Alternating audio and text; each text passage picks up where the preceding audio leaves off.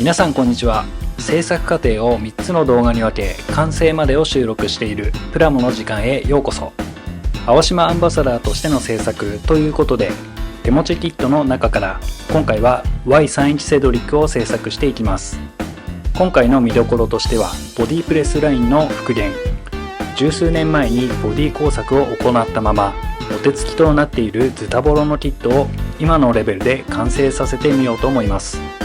早速まずは Y31 セドリックがどんな車なのか調べていきましょう。日産セドリックは1960年の初代販売開始から10代目販売終了の2004年まで製造された高級セグメントカーで、同クラスのトヨタクラウンとは長年の競合車種でありました。今回のキットは7代目となる Y31 系で、デビューは1987年、ハードトップは1991年まで、セダンは2002年まで、タクシーなどの営業車はなんと2014年まで販売されていました。バブル期に開発されたこともあり、潤沢な開発費に恵まれた世代でもあります。先代の Y30 系からは打って変わり、デザインも曲線を巧みに使用した張りのあるモダンなものへと変化。グレードは従来のエレガントさを前面に押し出したプロアームに加え、スポーツ性を向上させたグランツーリスモが新たに設定。センターピラーのない最後の世代で、エンジンは 2000cc から 3000cc まで V6 ターボを筆頭に7つのラインナップで展開。ボディタイプは4ドアハードトップとセダンで展開され、同時期に開発されたシーマに予算を取られたことから、それまで続いていたワゴンやバンの開発はされなかった台でもあります。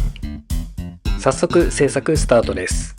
まずは十数年前にスプレーと筆で塗装したであろうパーツやボディの塗装を剥離していきます。塗装を剥がすのに使った溶剤はイソプロピルアルコール。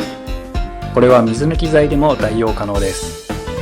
シンナーなどで塗装を落としていくよりもパーツが傷みにくい IPA。塗装を剥がしていてパーツが破損した、ボディが割れたという事故がなく、なおかつ塗装も剥がしやすいのでおすすめです。タッパーに IPA を入れ、パーツをドボン。ゴム手袋は必須です。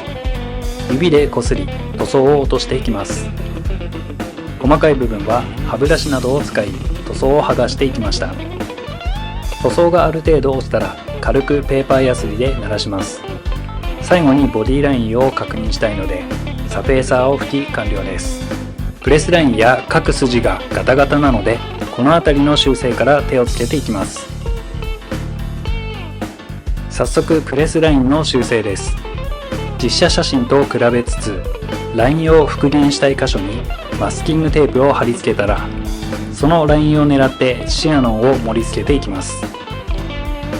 硬化促進スプレーを使用し、シアノンが固まったら320番のペーパーヤスリで鳴らしていきます。スポット的な部分は UV パテとブラックライトを使いパテ埋めです。それぞれ盛り付けた部分をペーパーヤスリで削り、形を整えていきます。フロントのサイドパネルのプレスラインはマステで境目を作りつつ、上辺は深め、下辺はドアパネルと同じ高さになるよう調整していきました。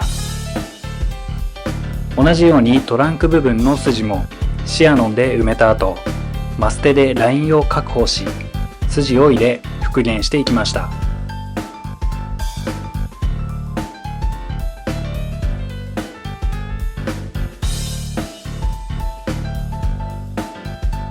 次に筋彫りを行っていきます。使用しているツールはタミヤ製の筋彫り調光ブレードで、刃は 0.15mm と 0.2mm を使い分けています。用途としては 0.15mm の刃は全体的な使用、0.2mm の刃はドアやボンネットなどの開閉部分に使用しています。リアルな完成度を追求するにあたり、ボディのパーツそれぞれに対し筋を入れておかないと、塗装を重ねた時に溝が塗料で埋もれてしまい、シャープさが欠けてしまうので、しっかり丁寧に彫っていきます。といっても筋を深くしすぎると不自然なシルエットになってしまったり、パーツが貫通し割れてしまう場合もありますので、あくまでも軽いタッチでそれぞれ3から5往復を目安に、なおかつボンネットやドアなどの開閉パーツ部分は他の部分との差を明確につけるため 0.2mm の調光ブレードを使い太めのラインにし、リアルさを意識しながら丁寧に彫っていきます。続いて画像の赤矢印部分のパーティングラインを削る作業となります。模型メーカーがプラモデルを製造する過程で金型同士を合わせてパーツを成形しているので、どうしても付着してしまうのがパーティングラインやバリですが、これを消すのと消さないのでは仕上がりに大きく影響してきます。パーティングラインの確認方法としては、ボディやパーツを手に取り実際に指で触ってみること。カーモデルの場合はボディを真上から見た際、左右対称的に縦にラインが入っていることが多く、バンパー周辺は特に頑固なラインになっていることが多いです。作業手順としては320番のタミヤのペーパーヤスリで水をつけながら削り取り除いていきますが、取り除く際の注意点として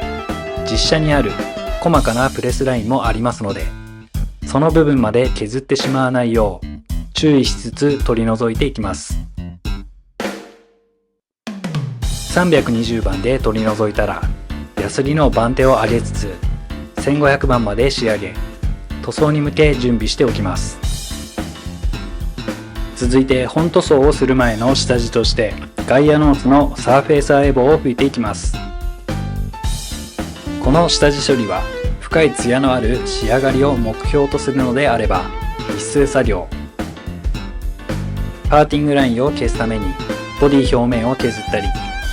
少なからずペーパーヤスリの跡が残った場合は必ずサーフェイサーを拭いて、本塗装の前に各パーツの表面を滑らかにしておくことが大事です。いかに下地処理の段階で滑らかな表面を作り上げることができるかということが重要かと思いますし、何より下地の段階から滑らかな表面を意識しておくと、後の表面仕上げの工程で凹凸が少なく仕上がるので、表面仕上げの作業時間を短縮でき、結果的には効率が上がります。吹き付け途中にホコリなどが付着した場合は焦らず乾燥を待ち、ペーパーヤスリで取り除いてから再度吹き付けます。サーフェイサーを吹き、ガタガタだったパネルラインや傷も消えて綺麗な表面になったので仮組みをしていきます。キットは十数年前に青島から販売されていた湾岸シリーズで、現在ではこのシリーズはありませんが、分け買い品としてエアロ付きではハイソカーシリーズ、ノーマル仕様ではザ・モデルカーシリーズでこのセドリックを購入することができます。キットの内容としては、足回りはすでにローダウンされており、ローダウン専用のパーツが追加されています。こちらはフロントが少し低い気がするので、上げることを前提に進行。インテリアでは追加でバケットシートやオプションハンドルが付属。エクステリアではエアロパーツや当時流行ったブーメランアンテナが付属しています。ホイールは BBS 製のホイールのみが付属していて、タイヤはホイールに合わせた大きめのタイヤ。ボディとのバランスを考えるとホイールが少し大きいような気がするので、ホイール変更と車高調整を視野に入れ製作を進めていきたいと思います。今回はここまで。次回はインテリア完成までをお届けする予定です。ご視聴いただきありがとうございました。